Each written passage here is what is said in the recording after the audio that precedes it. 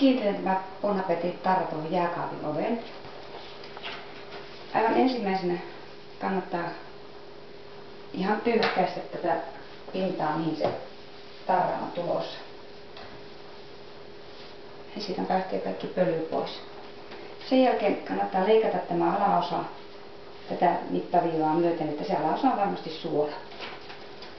Sitten tarraa aletaan laittaa niin, että sitä voi maalailla ensin vaikka maalarin teipillä laittaa kiinni tänne ja katsoa sitä korkeutta vähän kauempaa.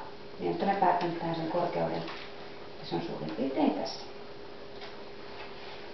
Ja ensimmäiseksi kannattaa tällä vaikka vatupassilla vetää sitten semmoinen suora viiva siihen kohtaan, mihin tarra tulee. Eli tässä tapauksessa se on mulla tässä. Mulla on täällä pieni apuviiva valmiina, mihin se tulee. Niin katon sitten vain vatupassilla, että tulee suora ja vetää sen sinne sitten viivan tuonne alle.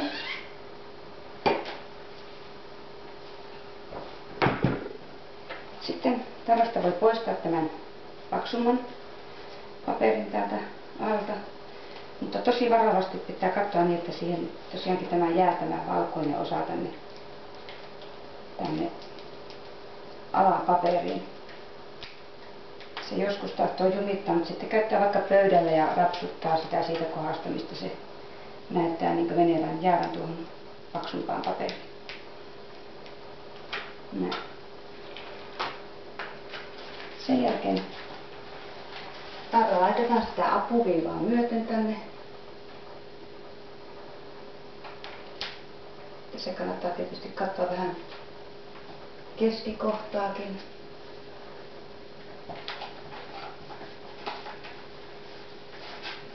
Ja tässä vaiheessa voi vielä vatupassilla vaikka tarkistaa, että se alareuna on suorassa.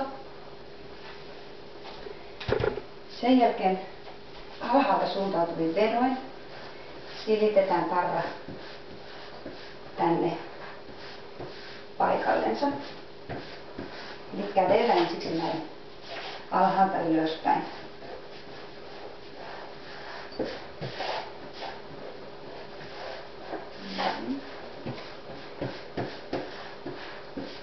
Kun tuntuu, että se on siinä sileästi, niin sitten voi vielä apuna käyttää tällaista lastaa. Näitäkin voi ostaa tarraviimalta.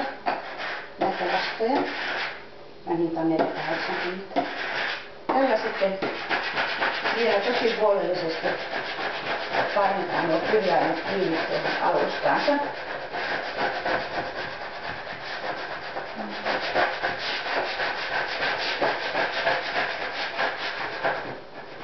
Täällä näkeekin, että jossain kohdassa on se ilmapussi.